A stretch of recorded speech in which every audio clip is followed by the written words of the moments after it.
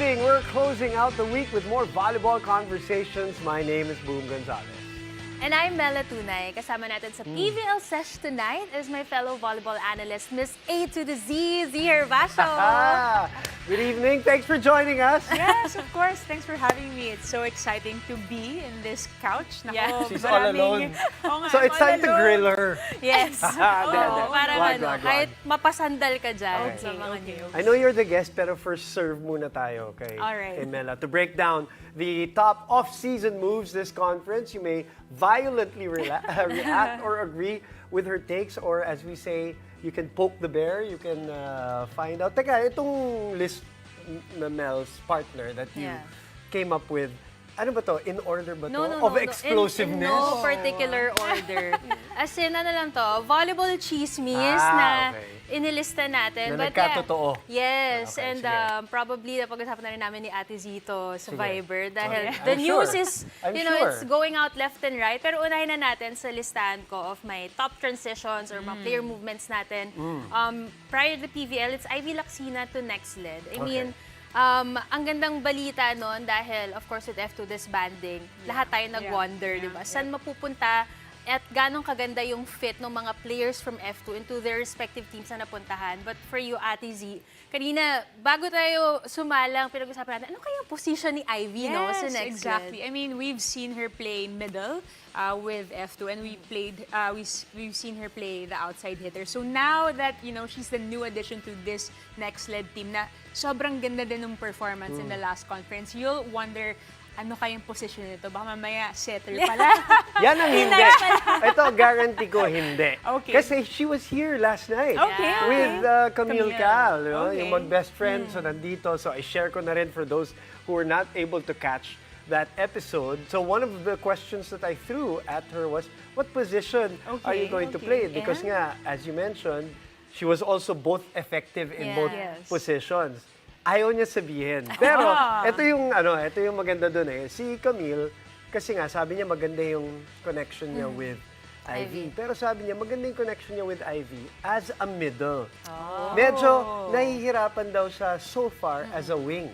So binigyan tayo ng clue ng ganyan. Or siguro dahil in college, diba, during their NU year, she was middle. So Middle. parang yun yung longest connection nila na position. And that matagal they na built. sila nagkahiwalay. So so nag-aamuyan sila uli pagdating sa ano. But sabi ni Ivy kagabi dito sa show, hindi pa niya kino-confirm anong position niya. But it won't be set. Feeling ko Won't kaya be hindi set. niya ma-confirm. Hindi niya Hindi rin niya alam. So, Kunwari lang. kasabay natin si Ivy, aalamin kung ano bang lalaro niyang position this coming conference. But next on the list, it's Sed Domingo to Akari. Explosive yan. Yes. Another Anong first pasabog. reactions nung natin I mean, pink to pink, hindi naman ako surprised. But like, for someone who's been like a solid standout of the franchise of Creamline, it was really a surprise. But, you know, not a surprising thing how, you know, she found her way and ended up with Akari. Kasi nga, Akari is also rebuilding with so many players also coming into the team, seeing the whole picture. Parang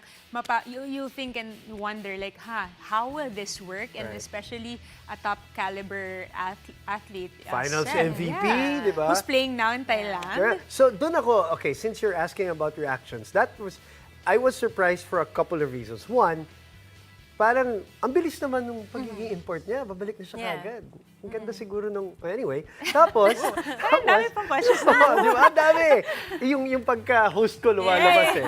And then the other reaction obviously was that obviously surprised to see her go, although there were already I wouldn't say rumors, pero speculation or mga chismis, sabi mo nga about this or that.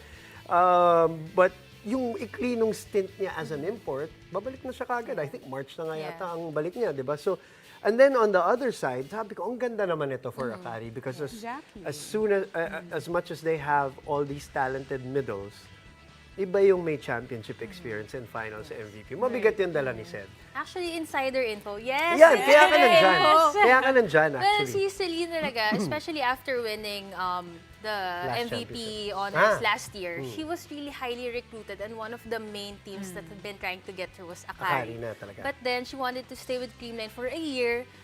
The biggest factor is Gia nga, like she kept mentioning, no? Pero I think na ano siya sa mga signs na, ay, si Gia nag-import. Tapos this Thailand stint, Yeah. Right. biglaan lang din siya. Although it's just until Feb talaga, like on the onset. Hanggang Yun doon lang talaga. talaga yung contract. So we were actually like looking for the local team na she's gonna sign with, whether she's gonna renew or not. So yun, so meaning hindi siya magsistay talaga. Like, there was not a conversation na, pwede kong i-extend tong pagiging import ko.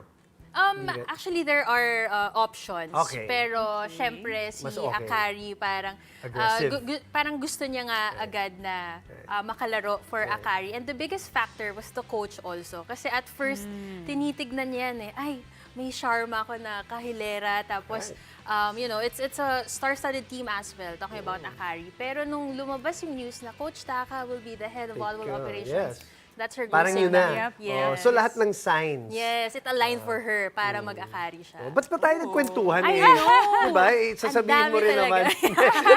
Dalawa lang. Alright. Pero just to add and to close the conversation on that, ang bigat ng acquisition that they got two champions with Gretchen yes, pa I know. and said. So that this is very exciting for Akari. Lagi namang pasabog yung Akari recently no, sa kanilang mga recruitment. But pasabog din this off-season recruitment ay ang PLDT. Now, next on our list, it's Majoy Baron to PLDT. I mean, we were also talking about this off-air. Majoy, you know, redeeming herself last year, winning an award. And then now, lilipat siya sa PLDT na kilala din, you know, sa kanilang middle game. Of course, there was a period nga na it was Palomata and Mika Reyes Mika. really reigning as a top blocker. So, ano yung tingin mo na magiging pag-fit neto ni Majoy dito sa PLDT? I mean, hindi lang naman siya yung nag-iisang dumating sa PLDT. She got Medyo KKD. matinding reveal nila. Parang Matinding pasabog reveal nila. talaga. Pasabog talaga sa New Year. But yun nga, having, you know, your old teammates with you helps somehow. And, you know, the connection will be there for some. But having, again, like kanina na-mention na natin, having a championship, having someone who had so much championship experience and decorated pa yan, si Majoy Baron, internationally and locally, you know, it's for sure a huge plus for PLDT. Parang hindi lang yung Majoy yung tatlo eh. Yes, diba? Ang the bigat. package. Ang bigat. By the way, dun sa mga nagtatanong sa akin, if I had, just like Ate Mel's, insider information, wala. Binoise ko lang yung reveal, pero wala akong insider information. Nalaman ko lang on that day. But the three, obviously, napakabigat niyan. I did ask here on this, and we're gonna have them next week, I think, here on the show. But I did ask the question. We don't know where KKD is yet in terms of, di ba, physical Recovery, conditioning, di ba? Pero, I mean, mabigat yun din, calf, of course, and then, of course, Majoy, as you said, antindi ng middles ng And the NT chemistry, di ba? Parang, parang ilang batches din sila magkakasama, like with Catarado, di ba? Wala nga, Mika Reyes. So, Bigat napaka-exciting talaga. Exciting. Etong, With the emergence pa of Davidson. So Yeah. parang, di ba? Yes, you're right. Si Sav di is ba? still Ang there. ganda Erika ng mix. Santos, who sana Lasal healthy din, din, di ba? yeah. Pagbalik niya this conference. Alright. Wala kang insider dyan? Wala. Okay. Pero ito from a Lasallian player, we also go to another Lasallian from Abby Moranya. Let's talk about Chang Abby transferring to Cherry Tigo. Ito I love talaga. this. Bongga I love din this. tong I I mean, love hindi this. lang siya lumipat. Na-promote na siya kagad. Siya ang captain ng Cherry Tigo crossovers. I mean, for Forever you, captain eh. she is Kahit saan mapunta eh. di ba? La Capitana nga, di Right. ba? So, I mean, huge role for Chang Abby, but I guess, hindi lang siya good fit for the team, but good fit for her role also coming into this new team for her and Ara. And yun nga, it's always good na may kasama ka na, you know, matagal mo na rin kasama in the past. So I'm really excited how her leadership will, you know, Yes. bring up the team I love this year. this. I love this move kasi we're big fans of Cherry, obviously, and their youth. They have a leader, they have a veteran there in Mylene Paat, but it's not the same kind of leadership that Abby has. So I said here on the show na parang, of course, is their parang rallying leader. Alam naman natin yon. But iba yung dala nung Abby, ibang experience. And she was here on the show, very emotional about the disbandment nila ni Ara, but very excited about her inclusion with Cherry and the challenges of leading a very young team. This is so exciting. Ang ganda ng Yes, move na to. exactly. Ang ganda rin nung elite batch of rookies nila from last year. Oo. And magkakaroon sila ng super seasoned kapitana. So Super. we can't wait for, you know, the kind of growth that they'll have on and off the court. And syempre, kapitana din itong ating nasa last on our list. We have BDL transferring to Creamline. I mean... Fresh from her guesting here last I night. know. Alright, so ito nga nakita natin si BDL is now with Creamline along with her Chocomucho teammate na si Denden Lazaro Revilla. Yes. So, you know, with Ced's departure, I think this is the perfect kind of move also for Creamline to acquire right. someone as talented as Ced.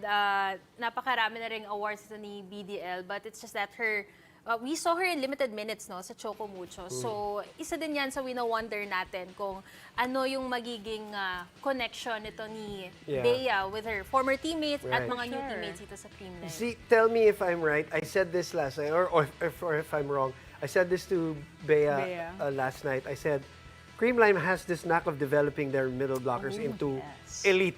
Like, Panaga, Sato, Ced, di ba? This is very good for her personally, don't you think? Personally, her development. I mean, if we look back at her like career history, it was Ateneo and then it was Chocomucho already right away. Right away. I mean, I guess you can say that kahit kanino, if you leave your first team after college, there's gonna be growth for sure. And for her to be in a teaching team like Creamline, I'm so excited for Bea. Yeah.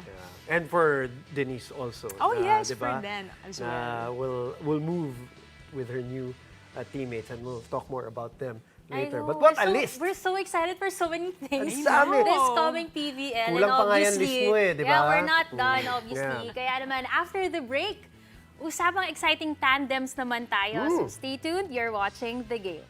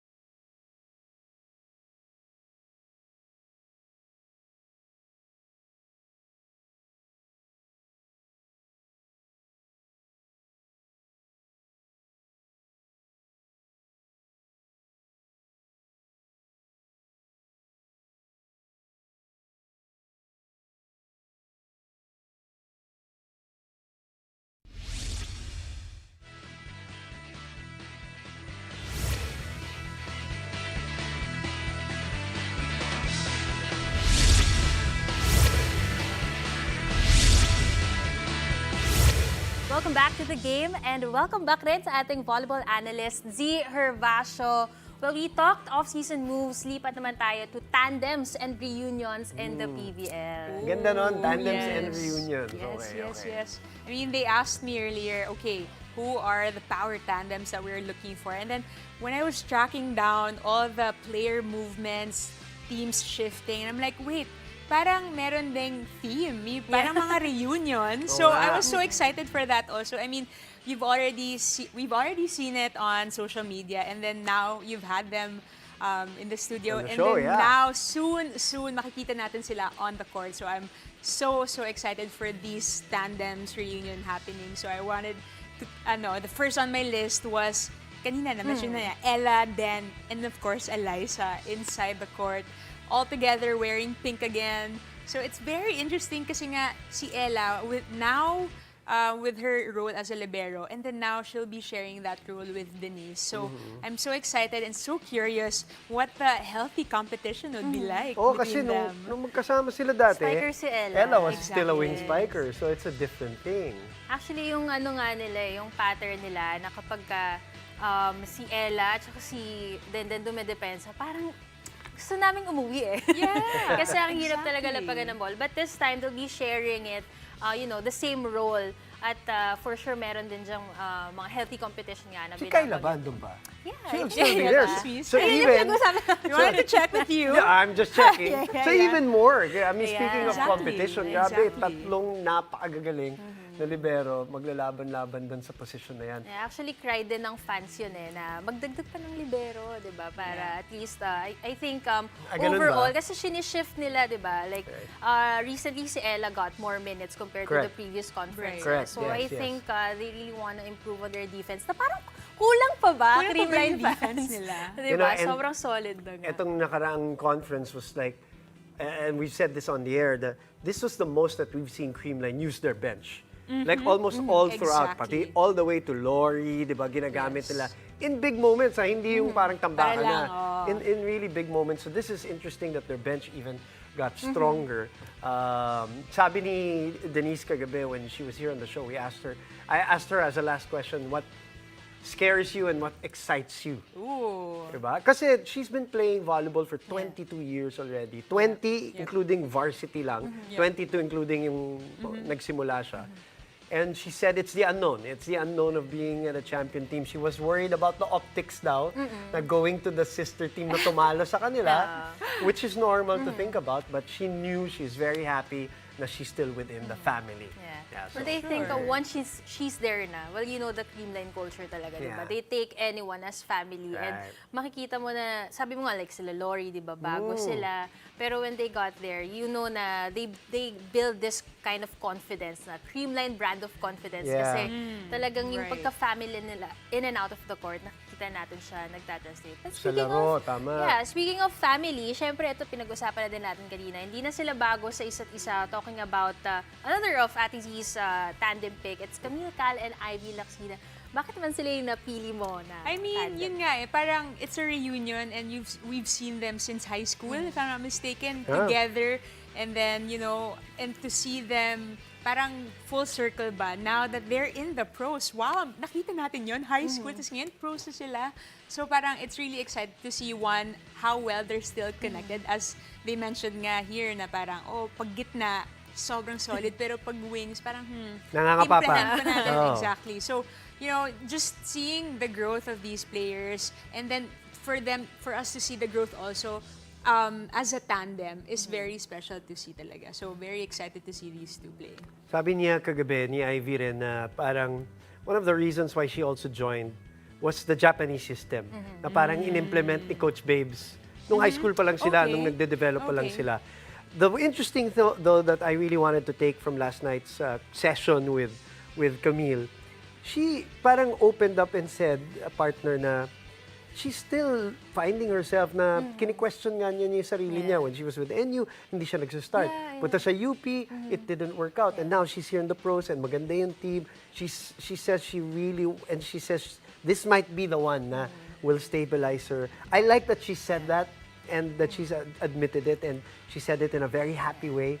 And we wish her the best. Not only her connection with Ivy, but Yeah. napakaganda Yeah. naman. May wing spikers niya, si Joanna, tsaka sila, di ba, ang gaganda ng linalaro ngayon nung last conference. And I think ang ganda nga ring testimony no, na yung mga previous journey niya, hindi nag-work out. But here, parang she got the opportunity, di ba? Yeah, Tapos, yeah. ayan, makakasama niya pa si Ivy. And this time, they know na sila yung mag-work together talaga. Because before, how many setters have Ivy had, di ba? Tatlo sa NU alone. Right, You have right. Kagandel, Lamina. And Correct. And minsan sure. lang naman niya nakakasama sa loob ng court. At least sa games, itong si Camille Cal. So now At home they're na gonna, at home siya yeah, ngayon. they're gonna Oh, share yes. hopefully full minutes together, di ba? But we'll see kung may mga surprises pa itong next leg. Pero ito naman ang aking tandem pick. We Oh. have Kyle Negrito and Bea De Leon.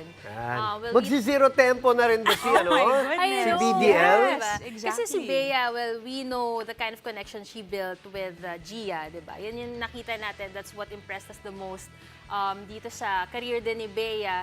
And with all other medals na nagdaan din dito kay Gia de Guzman. But now, itong si Kyle Negrito, she did prove a lot during the last conference na she started, Gia wasn't there, they managed to work it out. So ngayon, ito naman yung big challenge din. Kasi 'di ba, parang the way na ina-activate nitong si Kyle yung mga middles niya, yan din yung hinahanap-hanap every time we see Creamline dahil we know na yung yung kanyang mga wingers, Gemma, Tots, Alam na. even Pons, Right. Eliza, 'di ba? So it's always a challenge kung gaano ka kaganda kumonek sa middles mo, and now they have Bea De Leon on on their turf.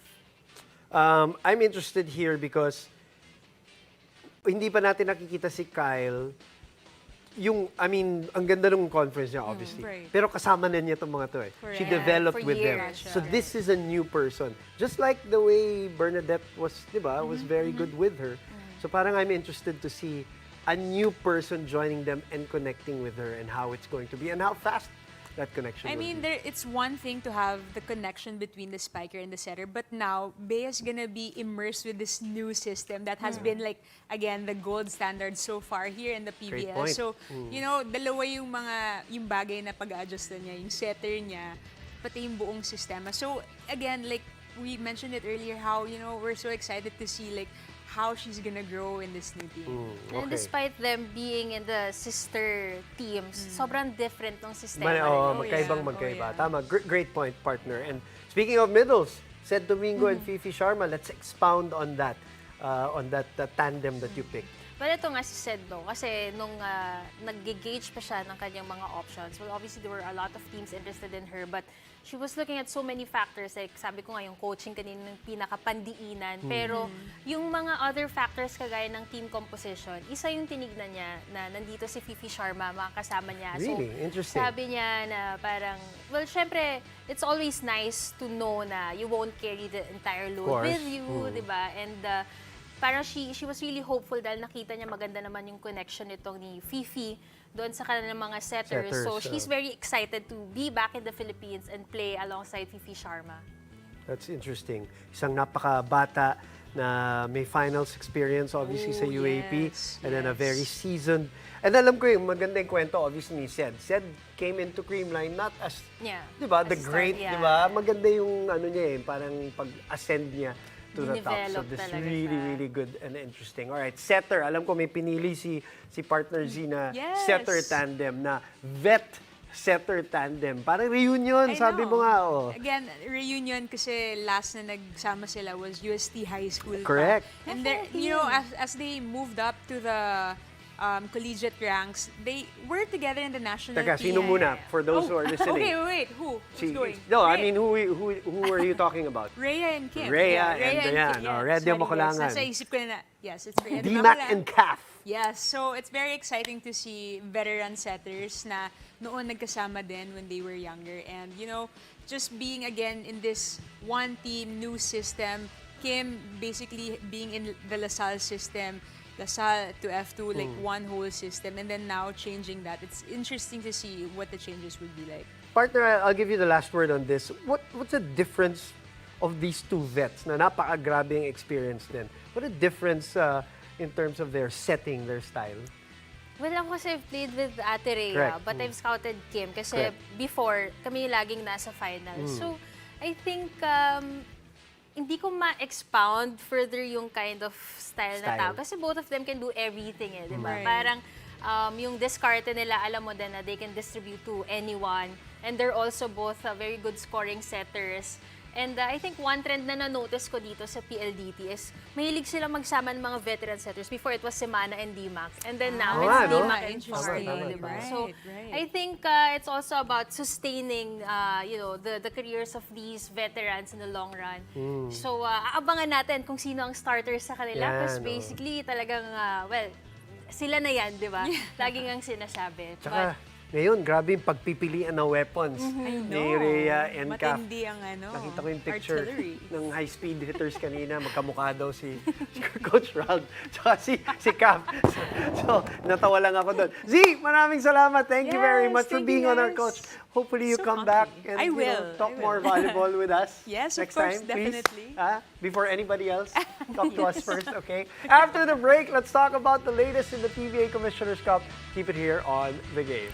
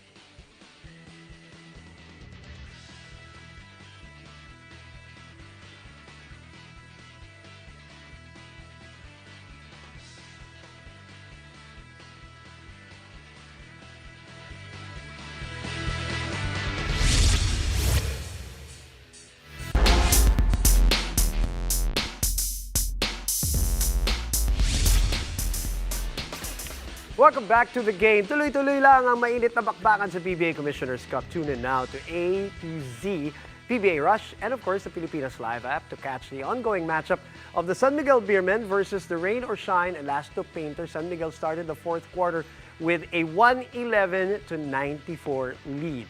Mamaya namang 8 p.m. another quarterfinals matchup between the Northport Patang Pier and Barangay Ginebra.